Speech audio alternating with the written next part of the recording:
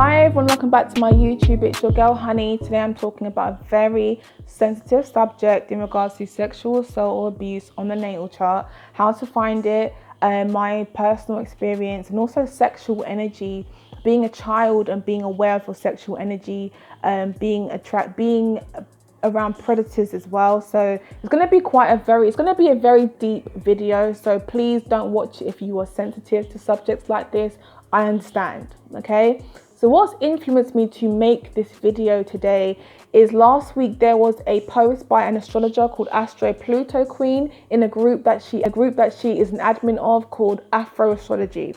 If you'd like to enter, just send her a DM and she will contact. I think you have to know your sun, your rising and your moon to enter the group, but it's a very private members community and everything gets discussed in this group. So she made a post and it was in reference to her sexual energy because she has Pluto in her first house in Scorpio, and it led to a thread of other women sharing their sexual stories amongst each other and relating it to their natal chart. And it was really upsetting for me to see these comments because I'm one of these women as well, and looking at my natal chart, I can see how, my sexual energy could have contributed to my sexual abuse. There was the post, and also this week I've done loads of readings and majority of the people that I've read this week have experienced some type of sexual abuse. So it's extremely common, and I feel like it's a subject that we need to talk about a lot more, not just in the astrology community, but in society, because it's ridiculously common now. And we are in the time of Jupiter being in Scorpio, people, and also Mars is in Scorpio right now. Jupiter is a planet of expansion, and with it being in Scorpio, the sign of sex and secrets and scandals, period. This is a time where a lot of sexual scandals are coming to surface, and a lot of people are going to get justice for this because the planet Saturn is in its home sign of Capricorn, rules, regulations, protocols, lessons to get the justice that they deserve, So this is strong energy. And also I'm starting a Pluto series this week. So there's a lot of stuff going on right now, which I have to do this video. So how do I find abuse on someone's natal chart? There's a whole list of different things. So before I start going through the list, if you feel like you have any of these placements, please don't feel like you are destined to be sexually abused. It takes an astrologer to go through someone's chart to actually find more than one indication to say, okay, there's been some type of sexual abuse here. But a lot of people still live very safe, normal lives with placements like this, without having to experience sexual abuse. Okay, so the planets or asteroids that I find that do indicate sexual abuse to me on the chart is Juno retrograde, okay, Mars, Pluto, Saturn aspects, Chiron, Scorpio energy, Pluto on the rising, 8th house, 12th house. Astro Pluto Queen pointed something out to me, which was Leo rising. Fourth house. Lilith is also an indicator because Lilith is a very dark energy. It's very similar to Scorpio in a sense. And 7th house. And also our moons tend to give us an indication into how we emotionally process this information. Or our moons give us an indication into how we actually process our abuse as well, because so I'm an 8th house Capricorn moon, I'm an 8th house stellium, and I tend to disconnect from my emotions, or I like to show people that I disconnected from my emotions. So for example, someone who might have a Cancer moon, they're going to deal with it the complete opposite, because moon is at home in Cancer. So when it comes to their self-expression in their emotions, they are very good at letting you know, this is how I feel, or you can always tell that a Cancer moon person is feeling down about something. So I thought I'd bring my sage because I am prone to a lot of people that have a lot of negative energy, and I'm not here for that today. We're gonna just burn that shit out of this channel and burn some sage up in this BS. Now I want to start off by talking about Mars and how Mars can be seen as abuse on someone's chart, okay? Now, when you have Mars in your first house is home to Aries, and if Mars Your first house is home to Aries. If Mars is in that house, there could possibly be some type of indication that that person had experienced physical abuse, all right? Physical abuse can be seen on somewhere on the face, because Aries' weakness on the body is the face. There could be a birthmark on your face, which would be an indication from your previous life that something had happened, all right? It could be that. It could also be bruises, scars, scratches, marks on your face to show that you have your Mars in the first house, so that you would have experienced some type of physical assault. Mars also in the 7th house, right? When Mars is in the 7th house, especially if it's in a aggressive fire sign, for example, you are definitely liable to experience abusive partners, or you might be the abuser yourself. Mars in the 4th house, that's also an indication to show that you may have issues with your mother, or your mother may have abused you. Mars in the 8th house will show me that you may have experienced some type of sexual assault, but also you may be someone who's very sexual in the way that you express.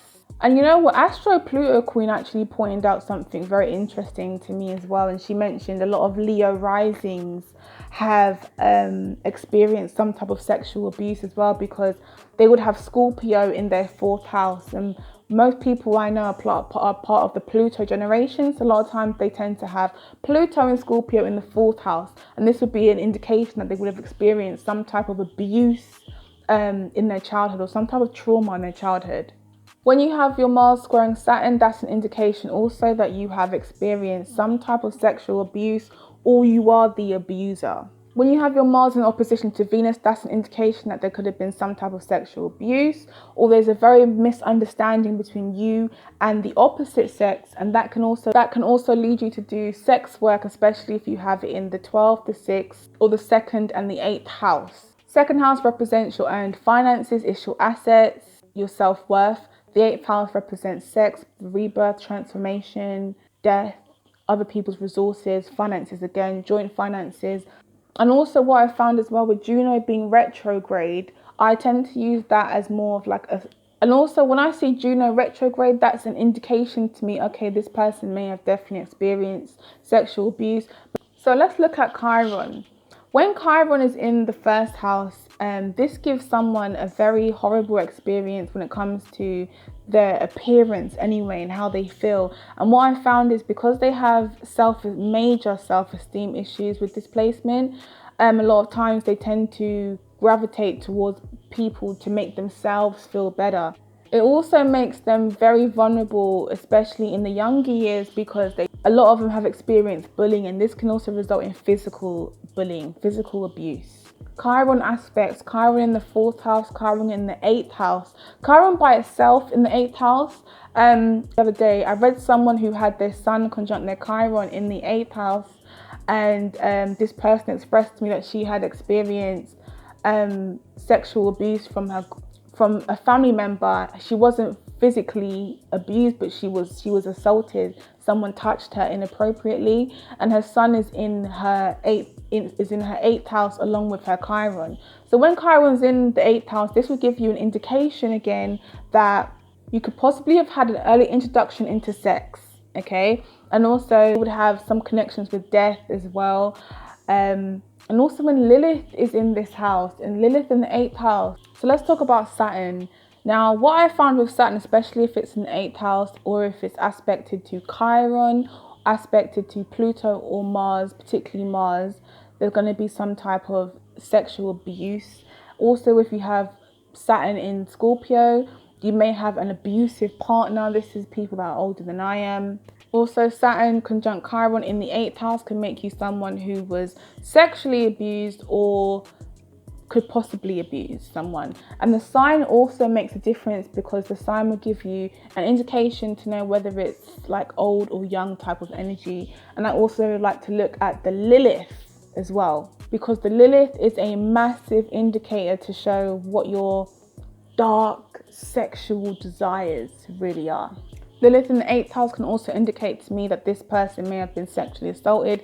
Lilith in a lot of the houses do indicate that. 8th, 7th, 4th house, even if Lilith is in Cancer, Lilith in Cancer can indicate to me that your mum may have been sexually abused, or some type of sexual abuse in the women in your family, and it's a secret. When you have Sun in the 8th house as well, this is an indication to show that you possess this very sexual type of energy, and you express it in a very Scorpio type of way. These people show their affection to people through sex, right? Especially Mars. If you've got Mars conjunct the Sun in the 8th house, you're going to express a lot through sex. And a lot of times and what happens is when you walk into a room, right? I always use this expression, but people can smell the sexual energy off you because you exude sex that much. House stelliums as well. I've got an 8th house stellium. So when you have your moon in your 8th house, Neptune, I've got my moon, my Neptune and Uranus in my 8th house, and this contributes to my sexual energy. Malefic aspects to Lilith, like there's a lot of indications to show whether there's been abuse on someone's chart. Now let's talk about Pluto now, because this is the planet that I'm starting my series on, but this is where Pluto Astro Queen was talking about having Pluto in her 1st house. She was about 3 years old and she was completely aware of her sexual energy, and not in a way like, oh, I'm attractive or look at me. It was more of a way of which she's attracting predators. Astro Pluto Queen was talking about having her Pluto in her 1st house and being as young as she mentioned, being 3 years old and experiencing men present themselves to her. And I can't even imagine being 3 years old and being completely aware of a man overstepping his boundaries towards you. And she even said, like, when you have Pluto kids, when you have Pluto Scorpio dominant kids, 8th house people, when it comes to them as children, it's very important that you don't force them. Oh, go and hug your auntie, go and hug your cousin. Their boundaries need to be kept because they exude this sexual energy that attracts predators to them. And it's not their fault, of course it's not, but this is what happens with this type of energy. And this is what I've noticed as well. We all know this, right? But Pluto people, Scorpio people, when it comes to them as parents, they don't play with their kids. They are very, very protective. And she also mentioned, be careful when you are sending your kids to your friend's house for a sleepover. So when you got Pluto in the 1st house, just like when you have Lilith in the 1st house as well, you're going to have your 1st house. The 1st house is your identity. It's what people see before you even speak, right? Pluto is sexual energy. Like, I have seen Pluto energy for myself for years before I even knew about astrology. So I used to be friends with this girl who has her Pluto in her 1st house. She's a Scorpio rising, and her sun is in Aquarius, her moon is in Aries, her Mercury is in Capricorn, her Mars is also in Capricorn. And I witnessed for myself how magnetic this girl was before astrology. And to see her literally, she can use her eyes to lure any man to her. This is how strong the sexual energy was. Very attractive girl. But when you look at her, I don't know what it is. Not that you see sex, but this is the energy that's so strong when you have Pluto, Scorpio, Lilith in the 1st house. It attracts people to you, but they smell the sexual energy off you. And she would lure any man to her just with her eyes. But one thing I did not like about her is the fact that she fucked all of our boyfriends. And this was down to her having Jupiter in her 8th house as well. We're not friends with her anymore, but that's nothing to do with her being a Pluto Scorpio rising. It's to do with the fact she doesn't give a flying fuck because she's an Aquarius, okay?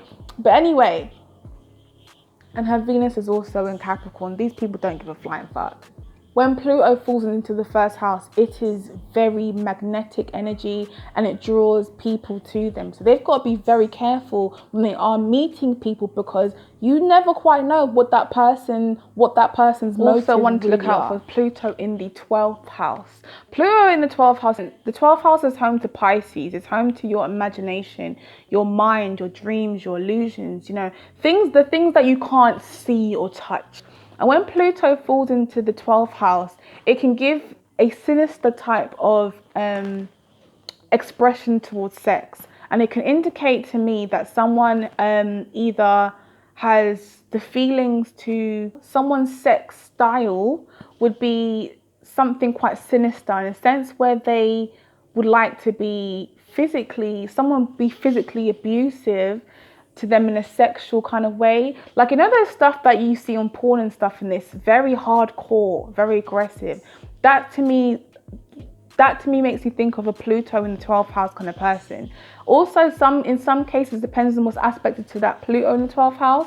That person can definitely be someone who may actually, you know, assault or may be assaulted. So things like that you've got to look out for. So as Astro Pluto Queen was saying, you know, a lot of Leo risings have also experienced sexual abuse. And this is because you've got Pluto, and possibly in Scorpio, falls into the 4th house, right? And this would indicate that you may have experienced some type of traumatic experience growing up, because the 4th house represents your foundations, your family structure, you know, your home, also the mother. So if it's not the mother that's abused you, it would have been someone else that would possibly had abused you if you've got any malefic aspects to your Pluto. Also, during my abuse, I look back on the dates and stuff, and this was only in 2015, and I had my Mars squaring my Pluto during that time, so that could possibly be looked at as an indication as well. Friend, and that was born literally 2 weeks before me, and we have a lot of matching elements. Just our moons are completely different, and a few of our house placements are just a little bit different. But on her chart, she hasn't got any 8th house energy, and her Juno is retrograde, but she hasn't got any of the elements that would indicate to me that, okay, she's liable to experience something like this, because the list that I've mentioned doesn't really apply to her chart. But you can see literally just with a few different tweaks to the chart, someone is more liable to experience it than the other. So when it comes to Pluto children, 8th house people, you could have your sun in there as well, moon in there, stelliums, 12th house, Leo risings, Scorpio stelliums, anything that I've listed above, right? Growing up, you may have experienced being completely aware of your sexual energy. And Astro Pluto Queen did mention this in her video that she made on Facebook. You may be aware of your sexual energy, and you may not even know what the hell it is. These people tend to be raised in environments where people are openly speaking about sex in front of them. They'd be around grown people's conversations. They'd be aware of sex from early. And it's not fair, but this is what happens. And also with our generation, the music has completely changed. You know, we are listening to explicit lyrics now. It's all over our TVs. I mean, we can't even watch TV without people having sex on TV now. When I was growing up, you'd think, wow, that would never happen. But now it's all over our TVs. It's completely in our face. We can't run away from it, because it's here, it's apparent. So a lot of these people that do have the Pluto energy in particular, they tend to be very much aware of this stuff from early. Now, for example, when I was young, I was in Grenada, and this known paedophile spotted me. I think I was like 5 years old, and he spotted me and my sister, and it was just me and her. And obviously in Grenada, it's pretty much safe. You can run and do whatever you want, okay? And me and my sister was just talking outside, and this guy walked past, and he had a lollipop, and he was sucking on it like in a disgusting way, and he's waving at us like this. And me and my sister, being 4 and 5 years old, I remember it vividly. And she said to me, don't talk to that man. He's a bad, bad man. And then a few days later, I was walking behind my dad in town, and I was playing on my yo-yo or something, and my dad was walking ahead. And this guy came out, and he was literally, the same guy was literally about to, he was like this behind me. I will never forget his face. He was like this behind me, about to snatch me. And my dad just thought, no, let me just turn around. My dad turned around, and my dad just started going crazy. And my dad is a Mars in Scorpio. He's a Pisces sun. He's got a Grand Trine in water. He's very, very intuitive, right? He turned around, and he just wilded out on this paedophile, right?